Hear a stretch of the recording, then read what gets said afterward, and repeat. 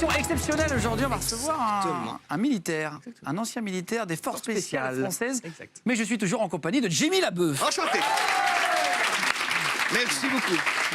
Important. Et avec moi, Guillaume Play, messieurs, dames. Merci. Alors, moi j'ai hâte, je sais que ça vous intéresse, en plus qu'on reçoit des gens, pas forcément des artistes, mais des gens qui ont vécu des choses incroyables. On va accueillir Alex French SAS.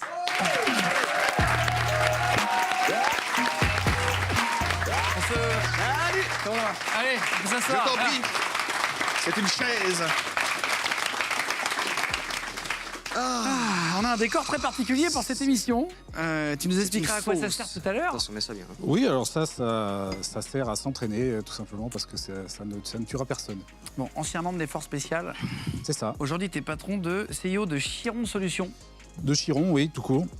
Tu nous expliqueras ce que c'est. Oui, je vous expliquerai avec plaisir tout à l'heure. Tu fais des stages. Tu as une vie assez incroyable. Je trouve que c'était hyper intéressant que tu viennes la raconter sur le plateau. Tu as déjà vu l'émission avec Aton, Philippe B du GGN. Oui, bien sûr, oui. Tu vois un peu le ton. Le but, c'est que tu nous racontes un peu comment tu t'es retrouvé dans les forces spéciales.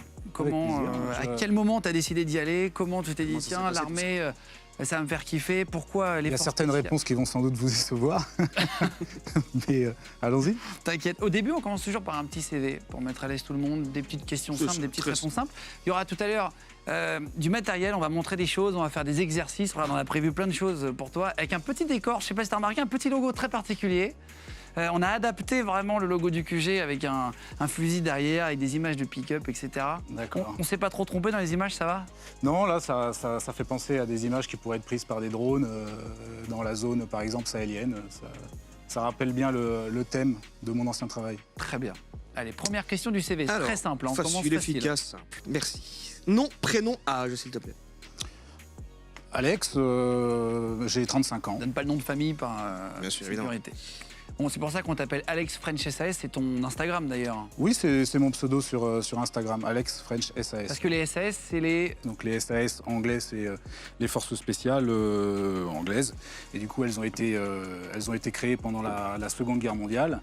Et elles ont directement engendré les forces spéciales françaises. Et donc, du coup, on a gardé les traditions des SAS britanniques. Donc, Très bien. on est les SAS français. Très bien. Ok. Profession.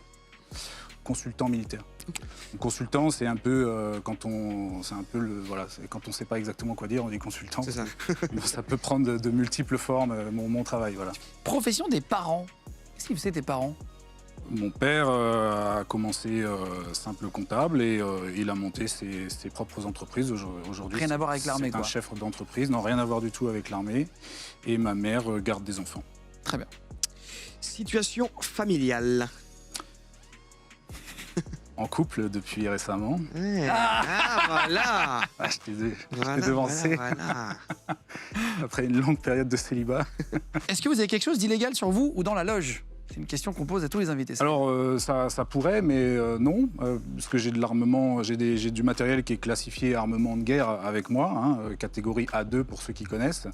Mais je suis, dans mes nombreuses casquettes de consultant, je suis aussi démonstrateur pour la société Sunrock, qui est un distributeur français, notamment de l'armement de guerre. Très bien. Dernière fois où tu as eu affaire à la police? Très précisément, le 14 juillet 2014, parce que je faisais la... Le mec se rappelle de toutes les dates dans sa tête. Il était 12h13, exactement.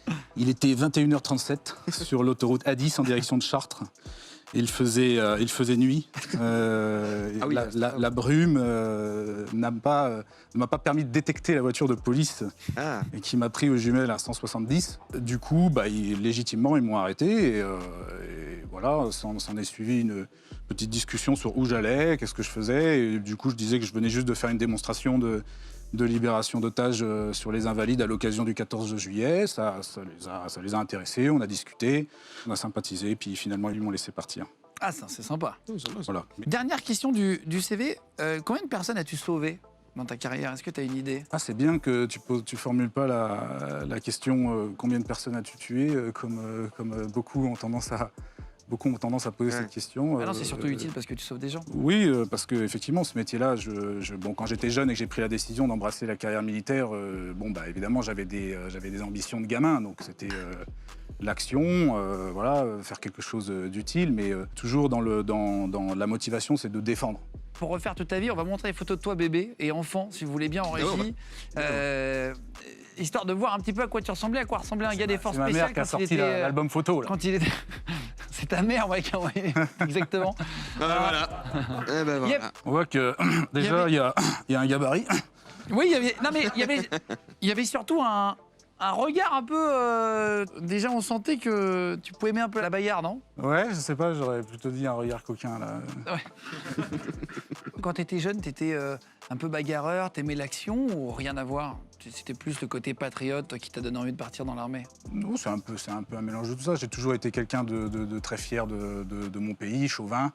J'ai toujours été quelqu'un qui avait envie de prendre la défense des autres. Et puis après, voilà, un goût pour l'action, un goût pour le sport, un goût pour l'aventure, qui vient en partie bêtement, hein, quand on est gamin. C'est à l'époque, bon, il n'y avait pas trop de jeux vidéo, mais c'était les films. Hein, les films moi, je suis né comme toi, j'ai le même âge que toi, dans les années 80. Les films Commando, c'était des films avec Schwarzenegger, avec Stallone. Bon, voilà, ça donnait une autre idée de la virilité. Et c'est vrai que j'avais envie de faire un métier d'action. À l'école, j'ai noté, t'étais en mode bac S, hyper bon en maths. Ouais. Tu voulais... Tout ce qui est sciences. Moi, je suis le profil énervant au premier de la classe, ouais. Et tu voulais... Mais avec un air de mec Je te déter casse ta gueule quand même. Quoi. Non, je suis un T'es peu... pas malin, ça Non, compte. mais parce que j'avais des facilités là-dedans. Après, par contre, c'était absolument une catastrophe dans d'autres matières, notamment les langues. Et j'ai toujours eu des problèmes de lecture.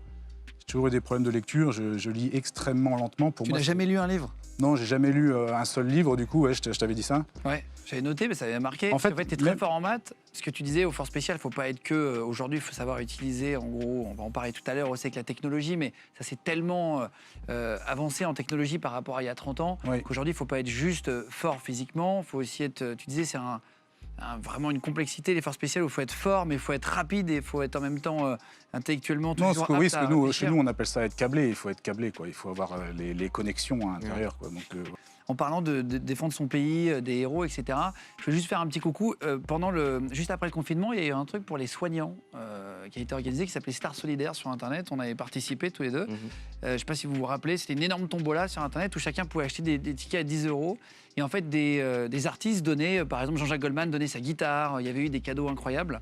Et nous, on avait proposé d'offrir en fait une journée à l'un d'entre vous en prenant des tickets et passer la journée, rencontrer tous les artistes, passer vraiment la journée complète dans les loges, etc. Et celui qui a gagné, qui a vraiment pris un ticket, c'est Mathéo qui est derrière. Tu peux lever la main. Donc on va t'applaudir, vous pouvez. Bravo.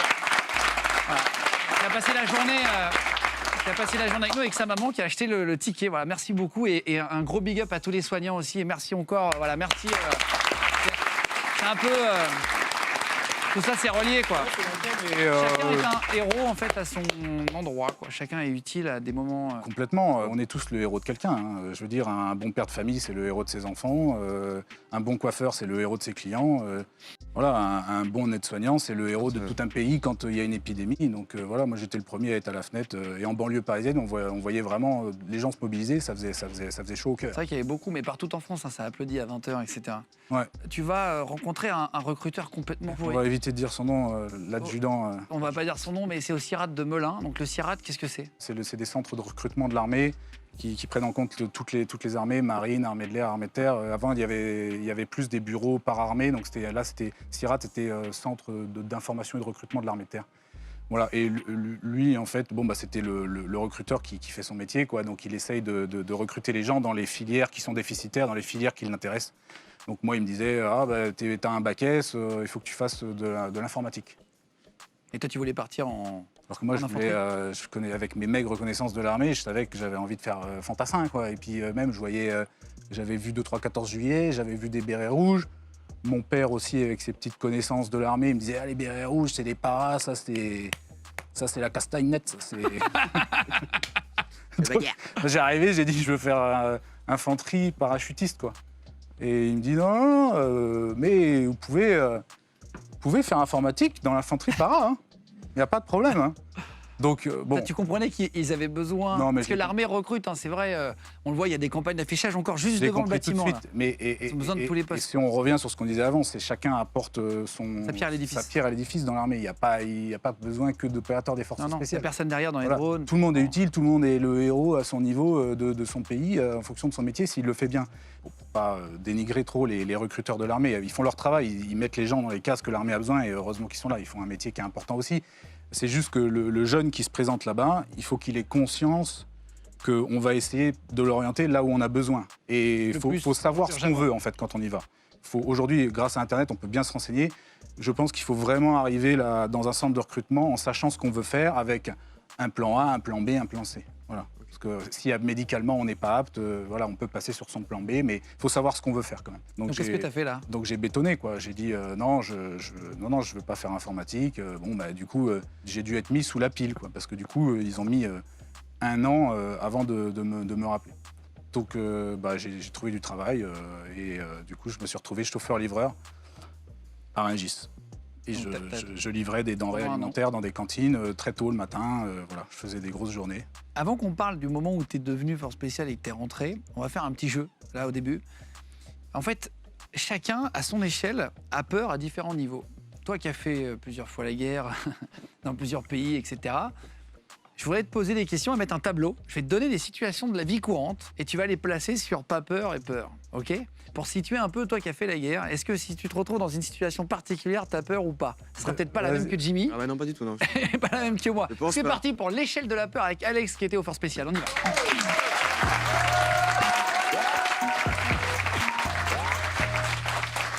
Alors, je vais te mettre là-bas. Mais tu te mets au niveau de la peur. On va te filer les pancartes qui représentent des situations, d'accord? Tu vas nous dire si...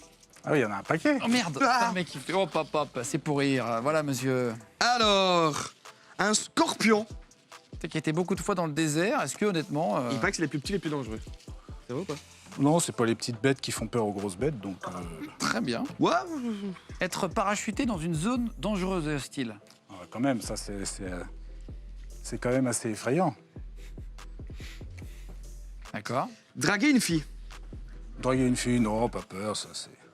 Bon, dans mes cordes. C'est quand? Ça va, ça va. Est-ce que tu as peur de la mort? Pas peur de la mort, mais qui n'a pas peur de la mort?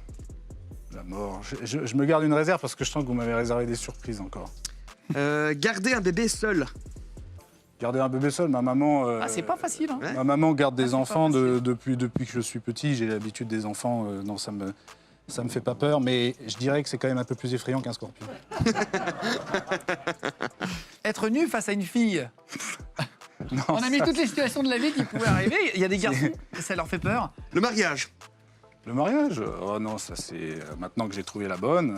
Oh là là. Allez, c'est quand même de l'engagement. Est-ce que les beaux-parents, c'est un truc qui peut te faire peur avant de rencontrer des beaux-parents quand tu tiens à la fille? Non, du tout, du tout. Je suis quelqu'un de plutôt sociable. En général, j'arrive bien à m'entendre avec les parents. L'échelle n'est pas assez grande. On va les coller les uns sur les autres, sinon... Ouais, tu les fixes, voilà. Les attractions à sensations fortes. Non, j'aime bien ça. Après, on parle pas à un mec qui a souvent peur non plus. Hein. Oui, J'aime bien ça. Après, Problème, hein. c'est marrant qu'on parle de la peur parce que pendant longtemps, j'étais quelqu'un qui disait qu'il avait peur de rien. En fait, c'est pas qu'on a peur de rien, c'est qu'on gère très très bien sa peur. En fait, c'est ça la nuance. Les talibans. Ça, ils sont relativement effrayants. Ils sont plus effrayants que la mort parce que la mort n'est pas forcément douce avec eux. Donc je les mettrais tout en haut. Très bien. La vieillesse. La vieillesse, non, j'ai trouvé la fontaine de jouvence. Moi, je reste jeune. Je reste jeune. Enlève au pire. Ouais, ou sinon tu fais. Ouais, calme comme ça. Hop. Un combat à main nue contre 3 mecs dans la rue. Toi contre 3 mecs. Ouais, il faut voir. Pas le bon truc, Il je faut voir le gabarit des gars. Il faut voir si j'arrive dans le dos. Non, ça me fait pas spécialement peur, mais bon. Ouais, c'est la même chose. Attends, pardon, ça c'est le dernier. Voilà, c'est ça. Manquer d'argent. Est-ce que tu as peur ou pas de manquer d'argent? Manquer d'argent, c'est important. je l'ai connu et j'en ai pas spécialement peur maintenant. Je pense qu'on va sur un sujet sensible. Il n'en reste qu'une. Ton ex-copine. Celle qui porte plainte pour des fleurs. Ah, bah elle, par rapport aux talibans, elle va aller au-dessus. Hein. Je m'en doutais. Je voyais que tu la regardais depuis tout à l'heure. On va en parler tout à l'heure, si tu veux bien. On va continuer. C'était l'échelle de la peur. C'est quand même marrant. Si tu veux bien nous parler, tu nous en parleras tout à l'heure de ton ex. C'est du stress post-traumatique, ça. Hein. C'est du- Allez. On s'était arrêté avant le tableau.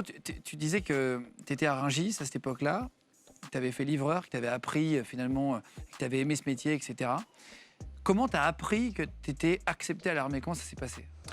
Le fameux adjudant qui m'a finalement appelé et qui m'a dit c'est bon, bah écoute, voilà, en gros, t'as gagné. T'as pas voulu ma place d'informatique. Et un an après, il m'a appelé, il m'a dit c'est bon, tu es pris. À Saint-Mexan, comment ça s'est passé du coup? Tu découvres la rigueur militaire? Alors, pour moi, c'est tout nouveau, quoi. Les internats, la discipline militaire, faire son lit au carré, ses draps pliés en batterie au bout du lit, se lever à 5 h pour être prêt à 6 h 30, pour partir en chantant Ouh, non. à la cantine. Pour avoir finalement 10 minutes pour manger. Donc ça, c'est des trucs que j'ai eu du mal à me fondre dans le moule parce que j'y étais pas tout à fait préparé. Et c'est vrai que le premier mois, en jeune homme fragile que j'étais à l'époque, j'ai pensé à abandonner. C'est vrai, regardez une photo d'Alex à l'époque, je veux dire, c'était pas du tout le même gabarit. Hein. C'est marrant parce qu'on te reconnaît à peine. Hein. C'est vrai. Et ça, c'était donc à ton arrivée, donc comme quoi, il n'y a pas que des mecs qui arrivent hyper costauds à l'armée. Ah non, du tout. Bah après, c'est des jeunes hommes, donc on peut rentrer à partir de 18 ans. À 18 ans, on n'a pas tout à fait fini sa croissance. Moi, j'avais fini la mienne en hauteur, j'avais pas tout à fait fini la mienne en largeur. Et du coup, bon bah voilà. Après, ça n'empêche que j'étais quand même physiquement préparé. J'étais très bon en course à pied. J'étais très bon en course d'orientation, surtout si on a l'occasion d'en reparler. Après, c'est un sport que je conseille vraiment. Et j'étais plutôt bon un peu en tout, musculation, poids de corps, escalade, un peu tout, natation. Mais j'étais pas aussi costaud, quoi. Qu'est-ce que tu as appris qui t'a servi en mission? Est-ce qu'il y a un cours où tu te dis, putain, en fait, tu sais, parfois à l'école, on a des cours, voilà, ça c'est toi aussi. Ah, mais Derrière, on dirait qu'ils ont des casseroles sur la tête, tu vois. c'est un képi. Tellement, Donc, on apprend vraiment tout. Après, on commence à la base. Hein. L'armée, c'est pas on arrive et on prend directement un fusil et on court tout droit vers l'ennemi. Non, il y a quand même plein de choses à apprendre. Ça commence par la discipline. Donc voilà, je parlais du lit au carré. Il y a l'ordre serré, on apprend à marcher au pas. Voilà, c'est la discipline qui rentre. Ensuite, on apprend tout un tas de compétences techniques, voilà, connaître les radios, connaître les cartes. Puis la difficulté se corse au fur et à mesure et c'est de plus en plus physique et c'est de plus en plus difficile. Et là, on va aller dormir dehors, on va aller marcher la nuit. C'est très progressif, c'est bien foutu hein, quand même. Hein, l'armée française, c'est une entreprise qui existe depuis un petit moment. Et donc les process de formation sont quand même plutôt en place. Tu avais une question? Oui, il y en a beaucoup qui abandonnent ou pas? Oui, il y en a beaucoup. En pourcentage, je veux dire, Oui, il y en a beaucoup qui abandonnent. Alors, pas spécialement à Saint-Mexan. Il y a des phases de ma formation où il y a jusqu'à un taux d'attrition jusqu'à 70%. D'accord. Et puis là, non, on va dire que là, il y a un bon 20% qui disparaît à ce moment-là. Sachant que c'est des gens quand même qui ont déjà été sélectionnés avant. Hein. Et donc, tu arrives à la fin de l'année, tu arrives premier du classement général, mais sans les bonifications. Alors, oui, c'est ça, exactement. Donc, tu arrives troisième avec les bonifications. Avec les bonifications, il y a des mecs qui me passent devant et justement, je regrettais d'être nul à l'école en anglais parce que les mecs qui ont des bonifications devant, en fait, ils ont passé des niveaux de langue. C'est comme moi, vous savez pas ce que c'est qu'une bonification? C'est, voilà, il y a des épreuves en fait qui permettent de gagner des points supplémentaires si par exemple tu parles bien anglais, si par exemple... Voilà, c'est ça. Il y a un mec qui m'est passé devant parce qu'il avait un diplôme de brancardier secouriste dans le civil, ça lui faisait un plus sur sa moyenne. Et qu'il était aussi élève-chef, c'est un peu délégué de la classe, quoi. Il était élève-chef bataillon, et moi, au début, je suis arrivé là-bas, je savais pas du tout que ça allait donner une bonification à la fin. Ouais. Donc lui, ça l'a fait passer devant moi. Et il y en a un autre qui est passé devant moi parce qu'il avait une bonification en anglais, il avait un petit niveau, ça lui avait donné un bonus sur sa moyenne. Il n'y avait que 2 places, donc toi, tu étais troisième. Voilà, alors moi, j'ai trouvé malheureusement à l'extérieur du... je me suis troisième, il y avait que 2 places pour les forces spéciales. Et par chance, là pour le coup, le deuxième était inapte parachutiste médicalement, à cause de ses yeux. Oh là là. Donc en fait, une carrière aux forces spéciales, ça s'est joué à rien et c'est pour ça que à refaire, Bon, là, ça s'est bien passé, mais à refaire, j'aurais pas pris le risque d'aller à Saint-Mexan et de rater les forces spéciales. Je me serais engagé directement en tant que soldat dans les forces spéciales pour être sûr au moins d'avoir l'occasion de tenter ma chance là-bas. On va montrer du matériel militaire dans 2 minutes, vraiment que vous n'avez jamais vu sur un plateau, je pense. On va en parler. Tu vas nous montrer des techniques de désarmement aussi, si jamais on se fait un jour attaquer avec une arme. Oui, comment ça peut faire. servir, vu l'ambiance actuelle. Tu vas nous montrer comment parer, si jamais on voit quelqu'un dans le métro ou ailleurs qui arrive et qui sort, comment faire, ce qu'on peut faire chacun à son petit niveau. Et juste pour terminer, donc tu es à Saint-Mexan, tu es pris du coup aux forces spéciales et tu te retrouves donc au premier RPIMA, c'est ça, qui est à Bayonne. Oui. Qu'est-ce qui se passe? Donc ça, c'est le centre des forces spéciales. Là, on rentre dans le vif du sujet. C'est un régiment des forces spéciales, il y en a plusieurs. Donc toi, tu te retrouves au premier RPIMA. Voilà, premier RPIMA. Donc ça, Armée c'est de terre. les forces spéciales de l'armée de terre spécialisées dans l'action terrestre. Combien d'heures d'entraînement par jour pour les mecs qui ont envie de faire ça? Ça représente quoi en fait? On a du mal à comprendre. Combien d'heures dans une journée? 24. Donc durant la formation, on peut aller jusqu'à 24 heures d'entraînement par jour. C'est pas vrai? Bah si, il y a des phases de la formation pendant lesquelles on travaille plusieurs jours sans sommeil. Et puis il y a des phases où on se repose, tout simplement. Voilà, ça permet de tester les gens, voir s'ils sont capables de s'adapter à différents rythmes. Donc il y a des moments de la formation où on va pousser loin dans la fatigue. Et évidemment, la capacité d'apprentissage dans ces situations-là est moins bonne. Mais on cherche à aller tester les gens dans leur résistance à la fatigue. Puis il y a des phases où c'est très académique, voilà. On a des cours en salle de cours le matin, voilà, c'est des rythmes variables. C'est un peu tout, quoi. Et donc là, tu rentres dans le truc, tu fais de la formation et commencent les OPEX. Ça, c'est les opérations, ce qu'on appelle Donc, extérieures. ma formation, envoyer. donc tout cumulé, parce que c'est quand même une longue formation pour faire ce métier-là, et elle continue encore après. La formation, elle n'est jamais terminée. Et donc, du coup, moi, ma formation initiale pour être opérationnel, elle a duré 2 ans quand même. 2 ans? Ouais, 2 ans. Au bout de 2 ans, tu es apte à partir. Une OPEX, ça dure combien de temps? C'est quand vous partez en mission? Une qu'on OPEX, appelle. comme le reste de l'armée, pour les forces spéciales, ça dure en général entre 4 et 6 mois. Ok. En général. Ça peut être un peu plus long, ça peut être un peu plus court, ça peut être des missions de courte durée de quelques semaines aussi. Quand tu pars, je crois, on a compté avec toi, tu as passé 3 ans et demi en totalité à l'étranger. Ouais, en si OPEX, on a fait le calcul, je te crois. dont 1 an en Afghanistan. tu Oui, sais. oui, en cumulé, oui. Et parfois, tu dis, je me suis retrouvé en Afrique, il y a 12 dans une tente pour 6, sans clim, sans moustiquaire. Vous apprenez à vivre vraiment comme ça à la dure? C'est toujours aussi dur? Ça s'apprend pas vraiment, c'est est-ce qu'on peut le supporter ou pas, quoi. C'est vrai qu'il y a des moments de ma carrière en opération où on a été vraiment logé grand luxe, en chambre individuelle, des fois en hôtel, avec manger dans des cantines relativement haut de gamme le midi, et puis à l'inverse, au milieu du désert, dans une tente prévue pour 6 à 12 dedans, où on met des lits superposés pour dormir, pour doubler la capacité. Ça peut être des super conditions des super conditions d'hébergement jusqu'au pire. Des conditions pires que dans les pires prisons du monde. Là, tu m'en as raconté une qui était très longue dans le Sahara. Vous partez 34 jours d'affilée. Ça porte un nom, ça?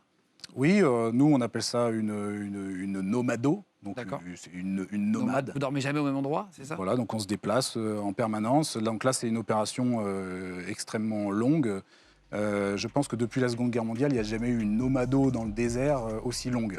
Mais On est resté 34 jours c'est long, 34 jours. à traquer des terroristes dans le secteur en compagnie d'une armée locale, c'était l'armée mauritanienne. Et comment vous vous ravitaillez? Comment vous nourrir, buvez de j'allais l'eau? dire, Parce qu'il faut quand nourrir. même une sacrée quantité quand tu as un régiment pendant 34 jours. Alors, comme je te l'ai dit, vu que ça n'avait pas été fait depuis très longtemps, on a été un petit peu des crash tests, un petit peu. Donc du coup, on a fait notre expérience. On s'est dit qu'avec 6 litres d'eau par jour, ça allait passer. C'est pas passé du tout. Et donc on est passé à 10 litres. Pour se laver, plus pour boire, plus pour cuisiner? Alors se laver, Se laver, limite, tu te laves pas, je on se lavait pas. On ne gaspillait surtout pas d'eau potable Ouais, c'est ça. pour se laver. Tu te lavais pas On pendant se 34 jours? rafraîchissait. On se C'est passe plus laver. important de boire que de se laver.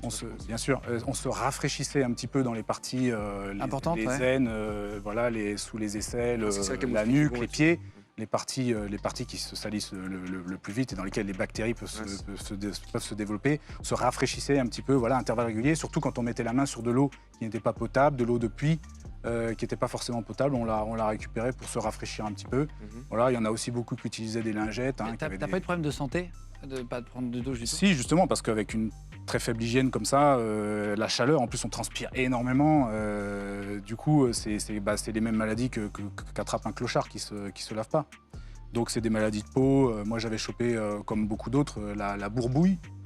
C'est un nom de maladie du Moyen-Âge. Oui, non, mais c'est ça, c'est une maladie du Moyen-Âge. Hein. C'est des bactéries à cause de la sueur qui macère, qui se développent sur la peau et ça fait des plaques rouges qui brûlent, qui grattent. On va montrer des photos. Je crois qu'il y a des photos en 4x4 dans le désert, si vous pouvez les mettre en régie pour montrer un peu et qu'on imagine un petit peu.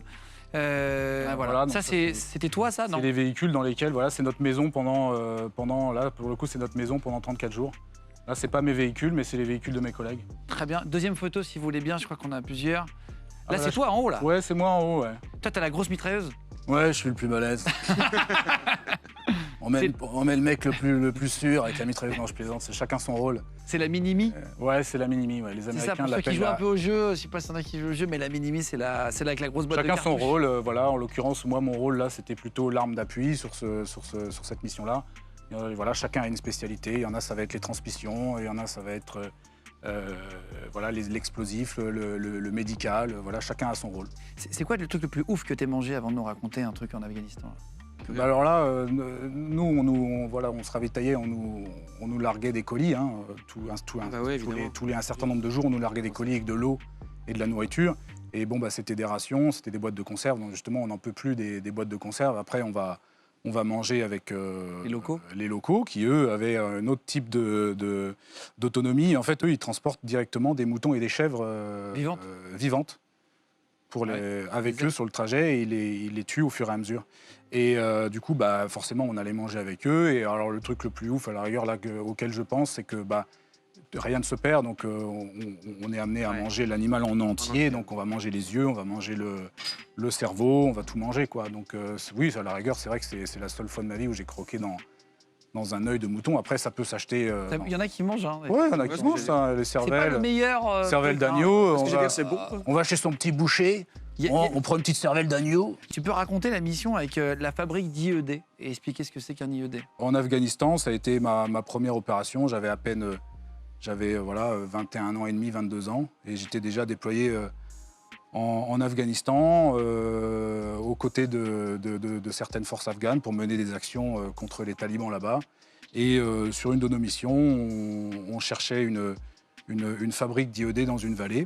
Donc, c'est des fabriques d'explosifs artisanales, en fait. Hein. Donc, on cherchait ça dans une zone. Donc, gros déploiement, mais la vallée est très, très large. Donc, le dispositif était relativement étalé. Et bah, bingo, c'est tombé sur moi et mon équipe. Et on a, dans un petit village, on a trouvé la maison en question. Donc là, t'arrives, il y a encore les mecs en train de faire les bombes? Oui, c'était assez impressionnant parce que le village, les gens sont toujours très, très accueillants. Ils essayent de camoufler un peu le truc parce qu'ils savent. Oh là là. Et là, d'un seul coup, ils voient qu'on détecte la maison. Ils voient qu'il y a un soldat afghan qui vient vers moi en me montrant des câbles comme ça. Comme quoi, parce que on utilise des câbles pour faire des montages électriques, pour déclencher tout ça. Il me dit ça, c'est pour ça. Putain. Et donc, on part pour fouiller la maison et bingo, on a trouvé de quoi fabriquer de l'explosif artisanal. Il n'y avait plus personne dans la maison? Non, et là, d'un seul coup, l'ambiance, ce qui est impressionnant, c'est que l'ambiance dans le village, là, tout le monde rentre chez soi, tout le monde ferme les volets. Là, tu sais que ça va partir? Ouais. Et donc là, je passe la communication à la radio. On était relativement éloignés les uns des autres. Le premier qui se porte en renfort, c'est un Américain. Il était chaud comme moi d'ailleurs. Et donc on part en tête dans cette maison pour investir. Quand tu dis vous partez en tête, c'est vous partez qu'à deux? On part à deux, suivis par les traducteurs. Nos alliés. Non, oui. Les traducteurs, ils restent à l'écart. On part avec nos soldats afghans pour investir la maison. On fouille le bâtiment avec l'Américain. On arrive dans la cuisine. Ambiance tendue, il y a des rideaux tirés. J'ouvre une petite trappe. Je me rends compte qu'il y a de la nourriture qui est cachée. Je mets la main sur l'assiette, je me rends compte que c'est encore chaud. Donc les mecs viennent juste de se barrer. Là, t'as le pouls qui monte. Ou se cache dans la maison. T'as peur à ce moment-là? Comment ça se passe quand t'es Alors, voilà, évidemment, il y a de la peur, mais moi, à cette époque-là, j'aurais dit non, j'ai pas peur. Mais on gère très bien notre peur, hein, on est sélectionné pour ça. Et là, c'est du stress, mais c'est du stress positif. C'est du stress qu'on transforme en concentration. On voit mieux, on entend mieux, on est plus sur ses gardes, on est plus rapide pour réagir. Voilà. Il y a des gens qui vont mal gérer leur peur, qui vont être l'estomac noué, qui vont être prostrés dans un coin, qui vont plus pouvoir bouger. Puis il y a des gens qui gèrent très bien leur peur et qui transforment cette adrénaline qui se sécrète dans le corps en Un force. truc, ouais. En force pour parer à tout danger. Donc voilà, je sais qu'ils doivent se cacher a priori quelque part. Donc on continue d'investir très sérieusement. Pour l'instant, il n'y a pas d'autres renforts qui arrivent. Je suis juste tout seul avec mon Américain. J'arrive au dernier étage et je continue. Je vois qu'il part d'un côté. Je continue d'investir. Je sais que les Afghans sont derrière. Je sais que je suis devant. Et il se passe peut-être 20 secondes. Je continue d'investir ma pièce tout doucement. Je cherche, les mecs peuvent être cachés n'importe où. Et je vois sur le toit des pas. Je me dis, bon, bah, ça y est, c'est pour moi. Première mission, c'est pour moi, il va être face à moi dans un instant. Je le vois se déplacer. Je l'entends sauter du haut du toit, descendre d'une échelle et sauter. Oh là là. Je le vois arriver, je prépare... donc là, j'étais en mitrailleuse à la base. Donc vu que c'était pas adapté à fouiller l'intérieur du bâtiment, j'étais passé au pistolet. Je le vois, et là, je vois la grosse carcasse de l'Américain avec sa barbe rousse qui se pointe en face de moi, pareil, en me pointant. Et donc, descente, c'était pas un taliban, c'était mon ami. Donc ça, c'est des situations extrêmement dangereuses. C'est vraiment la pire chose qui pourrait nous arriver, ça serait de blesser ou de tuer un collègue. Donc on a, voilà, ils n'étaient pas dans la maison finalement, ils s'étaient cachés plus loin. On a continué notre opération, ça a duré encore une journée derrière, on a dû dormir, on a dû fouiller d'autres maisons, on a dû dormir sur place la nuit et finalement, bah, dans des détails que la mission a été remplie. Très bien. À 21 ans, t'imagines? Tu pourras nous raconter une mission qui est passée dans 7 à 8 Si on a des photos... Ah, il y a une photo de toi déguisé, entre guillemets. Pas déguisé, mais adapté à l'environnement pour te camoufler. Oui, on peut utiliser... Vous l'avez en régie, s'il vous plaît? Alors, dans les forces spéciales, on ne travaille pas dans la clandestinité. Ça, c'est l'apanage des services secrets.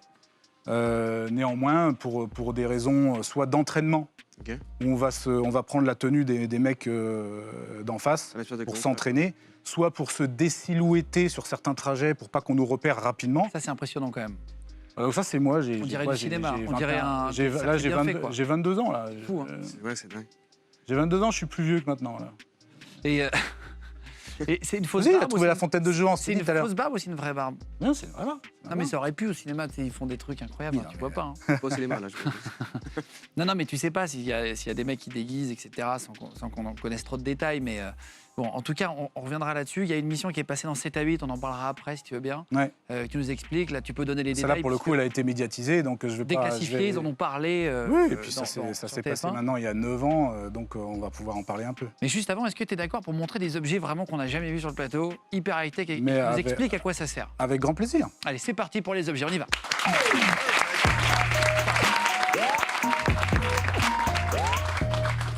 Alors, c'est vraiment exceptionnel de voir ce qu'on va voir. J'ai jamais vu, moi, sur un plateau, je crois pas. T'es jamais allé en boîte de nuit? Si, mais ça, j'ai déjà vu, ça, non. Ça va être compliqué de filmer de manière vraiment correcte ce qu'on va vous montrer. Je vais essayer de vous le faire vivre avec un portable, avec une lunette aussi nocturne, etc. Mais explique-nous ce que c'est déjà ce premier objet que tu as dans la main. J'ai amené différents dispositifs à utiliser de jour. Hein, Oui. Donc, ce que tout le monde connaît, des bâtonnets lumineux que vous pouvez retrouver en boîte de nuit. Donc, ceux-là, ils se craquent et ils génèrent de la lumière.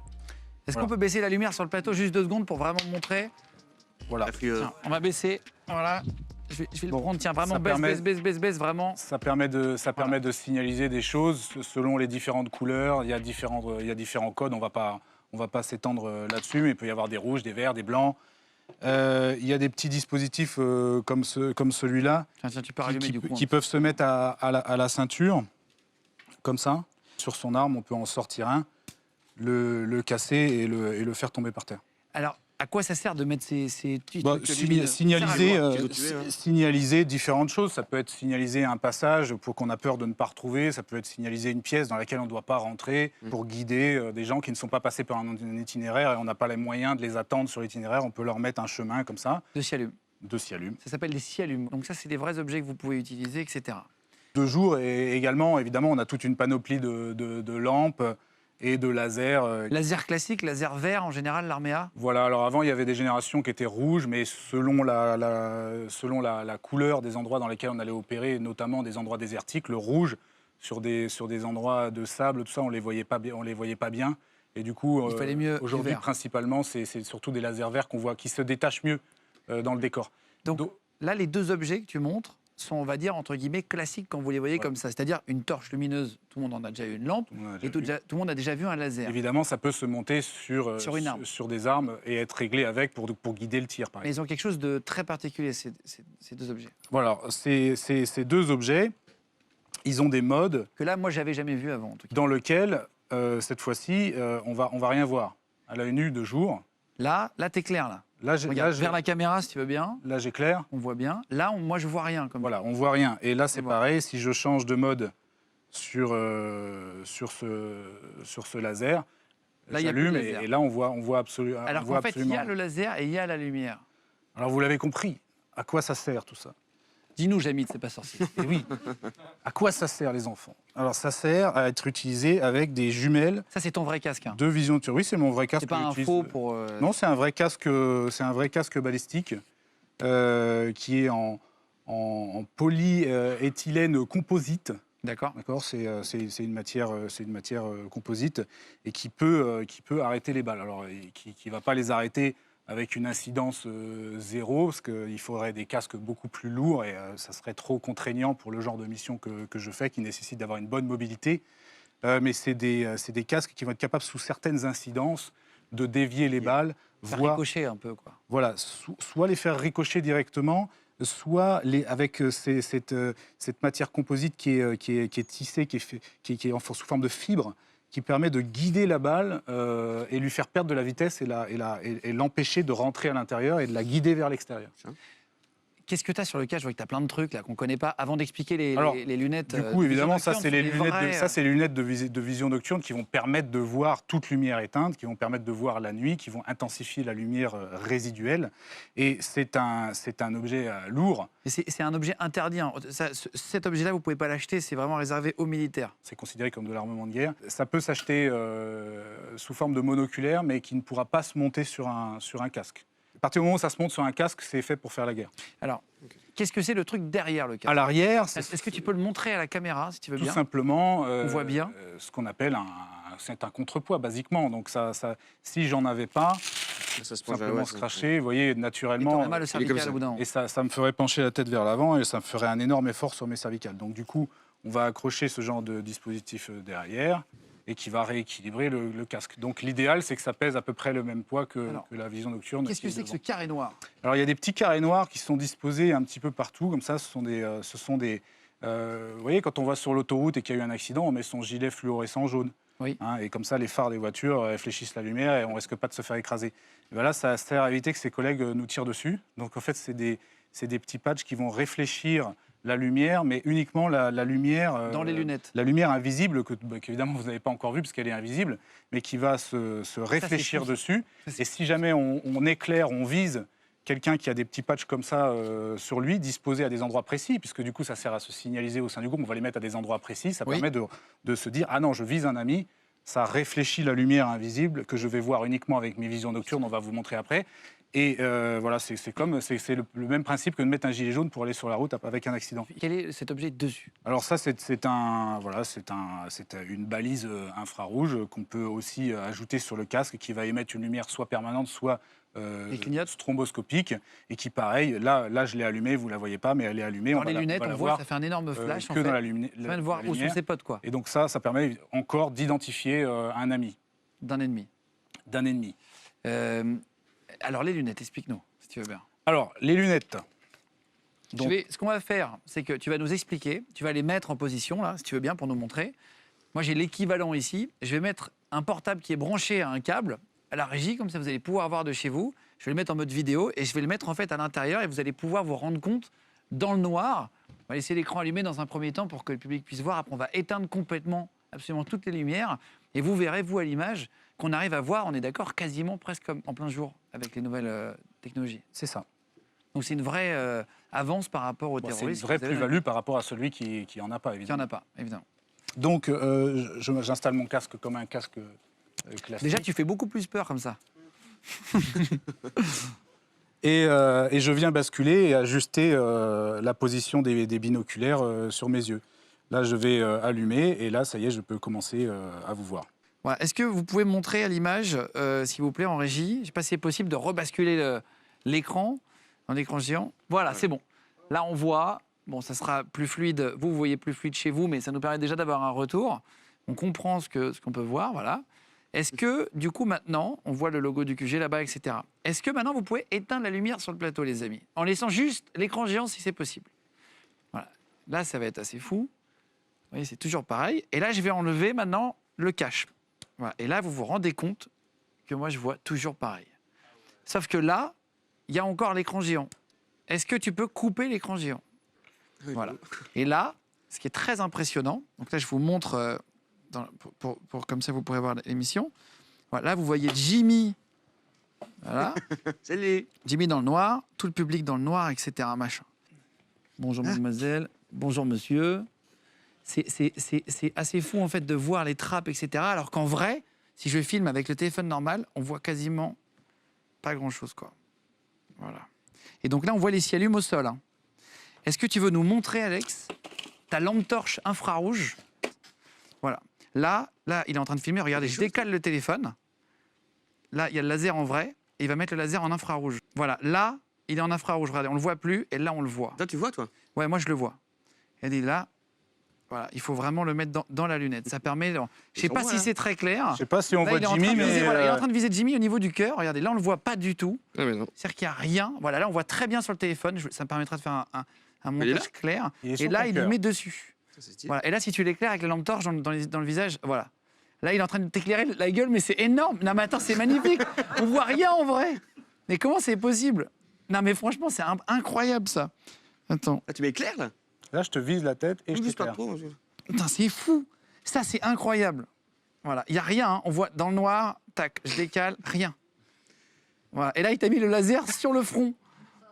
Non, mais vous voyez ou pas le public? Regardez de ce côté-là. Merde. C'est compliqué. Regardez derrière Alex.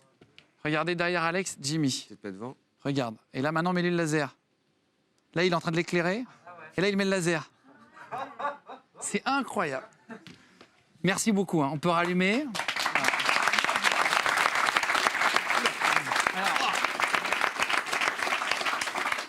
Voilà. Ça, c'est un outil de travail qui est plutôt contraignant parce que c'est encombrant, c'est pesant, mais c'est le lot de tout opérateur des forces spéciales. Vous êtes obligé de garder ça combien de temps parfois sur la tête? Aussi longtemps que dure l'opération. Ça peut être de 30 minutes à 24 heures. Ça t'est déjà arrivé de rester 24 heures avec ça sur la tête? Il y a le soleil qui se lève normalement. Non, mais le casque, tu gardes parfois le casque 24 heures d'affilée? Le casque, 24 heures d'affilée, oui, c'est possible. Oh là. Les visions nocturnes, on va les garder le temps que la luminosité l'exige. Combien du matériel militaire, une fourchette de prix, combien ça coûte un truc comme ça là? Alors, combien tu as sur ton PEL Je sais pas. Alors, du coup... Grosso modo, hein. Ça, en gros, la vision, le binoculaire, ça va valoir 14-15 000 euros. 14-15 000 euros les lunettes. Ouais. Et donc en fait, c'est le matériel militaire en même temps, c'est normal que ça coûte cher, c'est pas fait pour tout le monde, quoi. Voilà, la particularité de cela, c'est qu'on peut scinder le binoculaire en monoculaire et le monoculaire, on peut directement le monter sur l'arme. Ah oui, pour voir la lunette en fait de nuit. Voilà. Très bien, merci beaucoup pour les objets. C'est vrai qu'on n'a jamais vu ça sur un bateau. C'est parce qu'il y a plein de gens qui ont envie de partir dans l'armée, là, qui se cherchent professionnellement. Tu sais, moi, quand j'avais 16 ans, je me suis posé la question aussi, etc. T'as toujours rêvé de voir dans le noir? Non, mais c'est hyper intéressant de savoir un peu ce que vous y faites. Alors tu me suis? C'est des trucs toujours un peu, pas opaques, mais on ne connaît pas exactement pour les bonnes raisons, d'ailleurs. Tu m'avais raconté beaucoup de missions, de choses que tu pourrais raconter, etc., sans donner de secrets d'État, etc., mais des trucs de missions hyper intéressantes. Est-ce que tu serais d'accord de revenir la semaine prochaine, qu'on se fasse 2 émissions avec toi, parce qu'on n'a pas le temps de tout finir, là? Ça vous intéresse tant que ça, ce que j'ai raconté? Ça nous intéresse tant que ça. Ben, avec grand plaisir. Bon, bah rendez-vous la semaine prochaine, on refait une deuxième exceptionnelle avec Alex Franceses, qui est des forces spéciales, il va nous raconter l'émission, etc. Rendez-vous la semaine prochaine dans le sujet, toujours avec Jimmy et toujours avec le public. À la semaine prochaine.